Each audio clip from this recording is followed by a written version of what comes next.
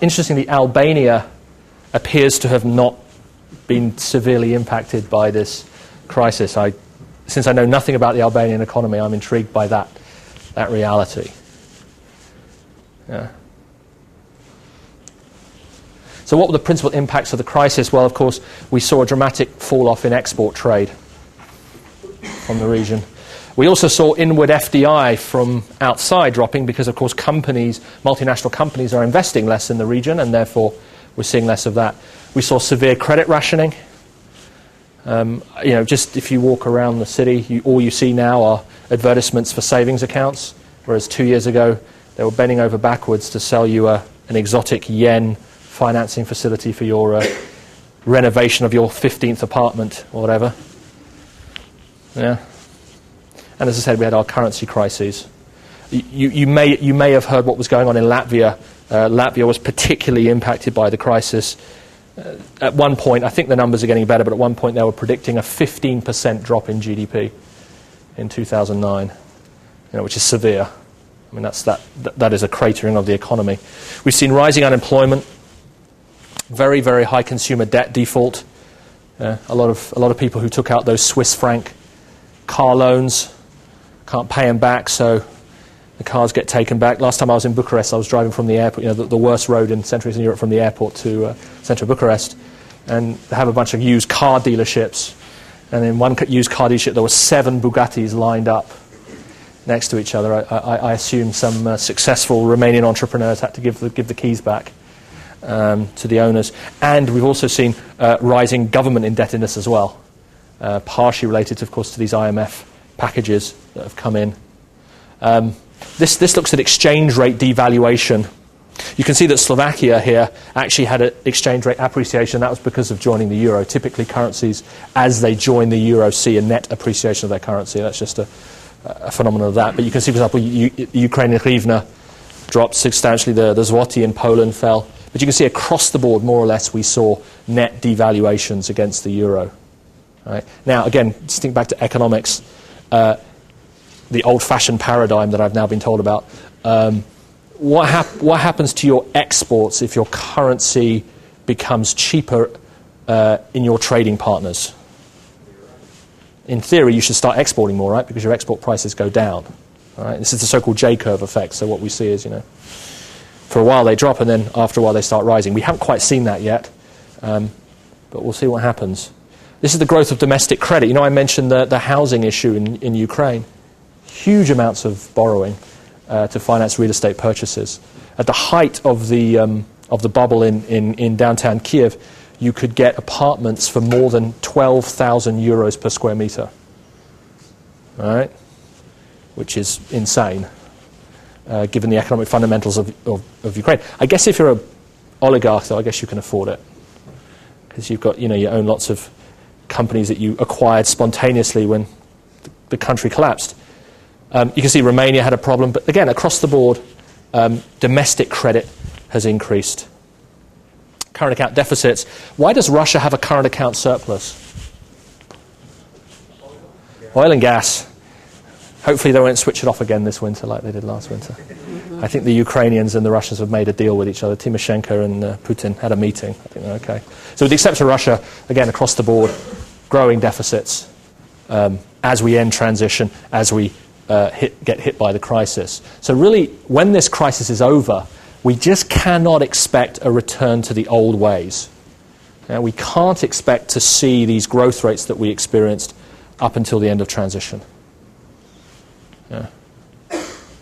And also, don't forget that every single member state of the European Union that's from Central Eastern Europe that hasn't adopted the euro yet, all right, they're committed to further deflationary pressure, to get inflation down, to get budget deficits down, to get interest rates down. So the government stimulus possibilities are significantly lower than they were during the transition process. So don't look to the government to spend money to sort of kickstart the economy, because there's no money there, because they're indebted. And secondly, the European Central Bank will sanction them if they don't meet the convergence criteria to join the euro, to which they are by treaty committed. So what should companies do? Well, companies need to shift their entire growth strategies from what we call extensive growth, which is growing into the growing market, and focus more on intensive growth. Right? And there's two elements to intensive growth for companies. Number one, keep your existing customers rather than your glorious pursuit of new customers. All right? So you redefine your targets for your managers, your sales managers. You say, we're not going to pay you more if you get more customers. We're going to pay you more if you keep existing customers happy. All right?